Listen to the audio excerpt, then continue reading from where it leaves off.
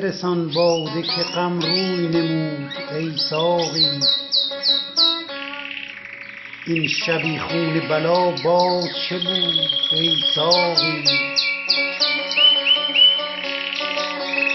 حالیا نقش دل ماست در آیینه جام، تا چه رنگ آورد این چرخ کبود ای ساقی. دیدی آن یار که بستیم صد امید در او، چون به خون دل ما دست گشود ای ساقی.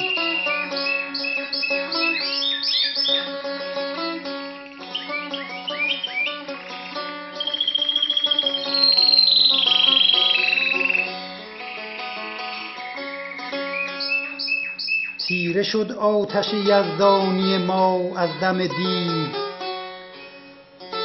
گرچه در چشم خودم داخته دود ای ساقی. تشنه خون زمین است فلک وین مه نو، کهنه داسی است که بس کشته درود ای ساقی. منتی نیست اگر روز و شبی بیشم داد، چه از او کاست و بر من چه فزود ای ساقی.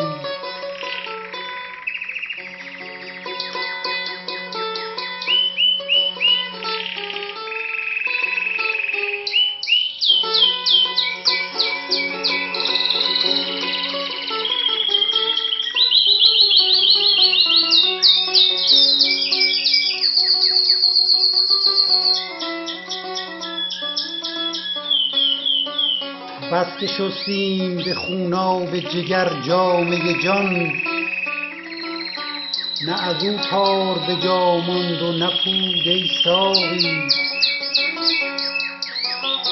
حق به دست دل من بود که در معبد عشق، سر به غیر تو نیاورد فرود ای ساقی. این لب و جام پی گردش می ساختند،